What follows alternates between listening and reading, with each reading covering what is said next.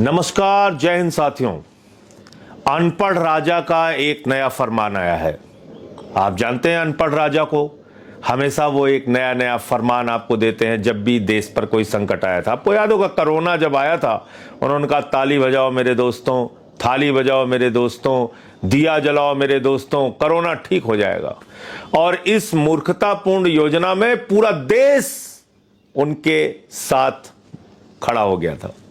बड़े बड़े पढ़े लिखे लोग, बड़े बड़े स्टार, बड़े बड़े हीरो हीरोइन वो बजा रहे थे ताली थाली, दिया जला रहे थे। इसके पीछे कोई वैज्ञानिक सोच नहीं थी, क्योंकि अनपढ़ राजा ने कहा था, उसका फरमान मानना था।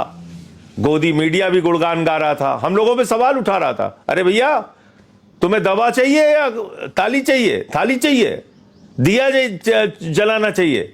दवा ववा के चक्कर में मत पड़ो, कोई ऑक्सीजन गैस की जरूरत नहीं है तुमको, दिया जला के अपना कोरोना ठीक करो। एक गोदी मीडिया गुणगान कर रहा था। अभी अनपढ़ राजा ने एक फरमान दिया है, जब पूरा देश गैस सिलेंडर के लिए लाइनों में खड़ा हो गया, होटल बंद होने लगे, लोग त्राही त्राही करने लगे, मूर्छित होके लाइनों में गिरने लगे, तो अनपढ़ राजा ने कहा मेरे दोस्तों चिंता मत करना, जैसे कोरोना के संकट से हम लड़े थे ऐसे ही हम इस संकट से भी लड़ लेंगे। आप समझ पा रहे हैं क्या कहा अनपढ़ राजा ने? कोरोना के संकट में शमशान में लाशें पटी हुई थी। कोरोना के संकट में 1 करोड़ से ज्यादा लोग इस देश के अंदर मारे गए थे। कोरोना के संकट में पूरा देश एक ऑक्सीजन सिलेंडर के लिए तरसता हुआ दिखा। बड़े बड़े लोग अपने घरों में उनके परिवार के लोग सहयोग नहीं कर पा रहे थे। तो मोदी जी आप इस संकट को कोरोना के संकट से तुलना कर रहे हैं, और अभी सारे अंधभक्त और गोदी मीडिया भी कह रहे हैं कि प्रधानमंत्री ने कह दिया जैसे कोरोना से लड़े थे वैसे लड़ लेंगे। अरे ये संकट एक अलग तरह का संकट है। अनपढ़ राजा महोदय, कृपा करके इसको आप कोरोना से मत कंपेयर कीजिए, डरवाइए मत देश को, इतना भयभीत मत करिए देश को। आप विपक्ष के ऊपर, आप तो पूरे देश को ही भयभीत कर रहे हैं। आपका काम ही है डराओ और राज करो, इस देश की जनता को डराओ और राज करो, यही आपका तरीका है। अब आपने इस संकट को कोरोना से तुलना कर दी। यह संकट तो आप लेके आए महोदय, आदरणीय प्रधानमंत्री जी। हम लोग तो पहले दिन से कह रहे थे कि भैया ईरान आपका परंपरागत दोस्त है, और ये मैंने नहीं कहा, आपने कहा है नरेंद्र मोदी जी, आपने। वो वीडियो दिखाऊंगा आपके अंधभक्तों को भी, जिसमें आपने कहा था ईरान और भारत की दोस्ती इतिहास से भी ज्यादा पुरानी है। ये आपके बयान है अनपढ़ राजा महोदय। आप गए थे खामेनेई को, जब वो जिंदा थे, उनसे मुलाकात की थी, ऊर्जा क्षेत्र में कई समझौते किए थे। चाबार पोर्ट का समझौता आपने किया था, 12,000 करोड़ रुपए वहां पे इन्वेस्टमेंट किया था आपने, और बाद में अमेरिका के डांटने के बाद, ट्रंप अंकल ने जब आपको डांटा, आपने वो पोर्ट बंद कर दिया, 12,000 करोड़ रुपए हिंदुस्तान का डुबा दिया आपने। आप एक दब्बू बन गए हो, पिछलग्गू बन गए हो। आपकी कोई न सोच है न कोई विदेश नीति है। यह संकट आपने पैदा किया, क्योंकि देश की आम जनता को तो यह बात पता नहीं, आपको पता थी कि हार्मोज का समुद्री मार्ग, जिस मार्ग का 60-70% हिस्सा ईरान के कब्जे में है, ईरान में आता है, उसी रास्ते से हिंदुस्तान का 60% कच्चा तेल और 50% गैस आती थी।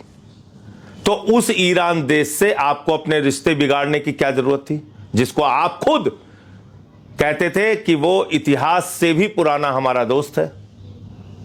आपने खुद ने 2024 में जब वहां के ईरान के राष्ट्रपति मारे गए, तो आपने राष्ट्रीय शोक घोषित किया मोदी जी। आपने राष्ट्रीय शोक घोषित करने के साथ साथ पार्लियामेंट के अंदर, देश के सर्वोच्च सदन में शोक का प्रस्ताव पारित कराया। और यहां युद्ध के 2 दिन पहले इजराइल चले गए आप, एप्स्टीन फाइल्स पकड़े जाने के बाद। एप्स्टीन फाइल्स का दबाव है आपके ऊपर, हम लोग समझ सकते हैं, लेकिन उस एप्स्टीन फाइल्स के चक्कर में आपने पूरे देश को संकट में डाल दिया। मैं फिर दोहरा रहा हूं, आपको पता था हार्मोज समुद्री मार्ग से ही 60% हिंदुस्तान का कच्चा तेल और 50% गैस आती थी। आपने ईरान से जानबूझ के अपने रिश्ते बिगाड़े और देश को आज गैस के संकट में लाइनों में खड़ा कर दिया। होटल बंद हो रहे हैं, मोरवी के अंदर टाइल्स की फैक्ट्री बंद हो रही है, तमाम जगह की पूरा देश परेशानी में, संकट में खड़ा हो गया। और 13 दिन के बाद, क्योंकि आपको तो लगा था कि अमेरिका और इजराइल मिलकर एक ही दिन में ईरान को उड़ा देंगे, उसके बाद आप फिर नाचेंगे उनके साथ मेडल पहन के। एक फर्जी मेडल जो आपको पहनाया था इजराइल वालों ने, इस देश की जनता को पता होना चाहिए वो पुरस्कार पहले था ही नहीं, मोदी जी के लिए वो पुरस्कार बनाया गया था, फर्जी मेडल वाला, और गले में डाल दिया। अब मोदी जी उछल के चले आए यहां पे, बोले युद्ध शुरू करो अंकल जी। ट्रंप अंकल ने और इजराइल ने युद्ध शुरू कर दिया। इनको लगा था 2 दिन में पूरा ईरान खत्म हो जाएगा, फिर हम इजराइल और ट्रंप के साथ मिलकर नाचेंगे। तो नहीं हुआ ऐसा। ईरान लड़ता रहा। खामेनेई के मौत पे प्रधानमंत्री खामोश, 160 स्कूली बच्चियां मार दी गई, प्रधानमंत्री खामोश। 160 स्कूली बच्चियों के मारे जाने की निंदा खुद अमेरिका में हुई। दुनिया के 50 से अधिक देशों ने किया उसकी निंदा। 27 यूरोपियन देशों ने उसकी निंदा की, युद्ध की निंदा की, उसके खिलाफ बयान दिया। हमारा प्रधानमंत्री नहीं बोला। जब देश त्राही करने लगा तो पहला काम तो मोदी जी ने कहा अपने दोस्त अडानी से कि देख भाई, यही आपदा है और यही तेरे लिए अवसर है, गैस का दाम बढ़ा दे। उसने 3 गुना बढ़ा दिया। जानते जाओ कैसे देशभक्त हैं लोग, जिनकी चमचागिरी में तुम लोग लगे रहते हो, जिनकी अंधभक्ति में तुम लोग डूबे हो। तुम गैस की लाइनों में खड़े हो और मोदी का दोस्त 3 गुना दाम गैस का बढ़ा रहा है। इस पे सवाल नहीं पूछना चाहिए? इतना अंधभक्ति में डूबे रहते हो, जिंदाबाद करते हो, और गोदी मीडिया के लोग भी जिंदाबाद करते रहते हैं। पूछना नहीं चाहिए कि अडानी ने 3 गुना दाम कैसे गैस का बढ़ा दिया ऐसे संकट के समय में? उसी का गुणगान करते रहते हो तुम लोग। तो आगे सुनो, फिर बात किया 13 दिन के बाद। पहले जब हम लोग कहते थे अरे ये संजय सिंह को बड़ी विदेश नीति पता हो गई है, ये अरविंद केजरीवाल बहुत विदेश नीति में बता रहे हैं, हमारा अनपढ़ राजा ही विदेश नीति जानता है, ये अंधभक्त कहते थे। फिर 13 दिन के बाद उन्होंने ईरान के राष्ट्रपति से बातचीत की। ईरान के राष्ट्रपति ने भारत के प्रधानमंत्री के बातचीत को नोटिस तक नहीं किया, एक ट्वीट करके भी नहीं बताया कि हां हमारी मोदी जी से बातचीत हुई। यह हैसियत बना दी आपने मोदी जी भारत की, अपने परंपरागत मित्र के साथ संबंध बिगाड़ के उसको धोखा देके। और धोखा शब्द का मैं इस्तेमाल इसलिए कर रहा हूं कि ईरानी जहाज को आपने अपने मेहमान के तौर पे बुलाया था, और वापस जाते हुए उस ईरानी जहाज को ट्रंप ने, अमेरिका ने उड़ा दिया। 100 से ज्यादा नौसैनिक ईरान के मारे गए। संवेदना के एक शब्द नहीं बोला आपने।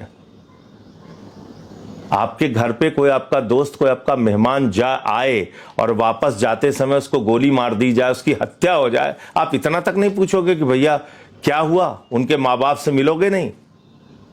इसी प्रकार से जब ये नौसैनिक मारे गए, आप संवेदना के 2 शब्द ट्वीट नहीं कर पाए। तो जब अंकल ट्रंप खुद फंस गए, खाड़ी देशों में उनके एयरबेस ईरान ने उड़ा दिए, उनके बड़े बड़े फाइटर जेट्स ईरान ने उड़ा दिए, इजराइल पे बमों की वर्षा करके उनको तबाह कर दिया, भारत की जनता लाइनों में खड़ी हो गई, तब अनपढ़ राजा को लगा अरे तो हम फंस गए। हम तो सोच रहे थे ट्रंप बहुत ज्यादा शक्तिशाली है, वो तो सर्वशक्तिमान है, लेकिन वो तो खुद ही पीता जा रहा है, तो हमारी क्या रक्षा करेगा? तब आपने ईरान के राष्ट्रपति से बात की।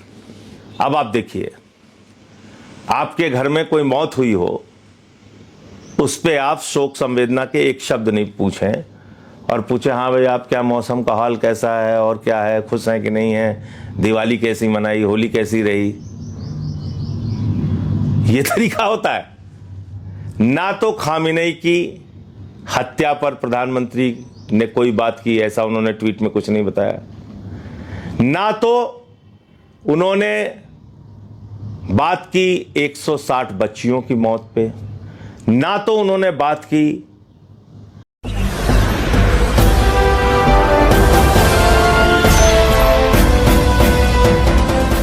आप देख रहे हैं लाइव न्यूज 19 99 राष्ट्र सबसे पहले।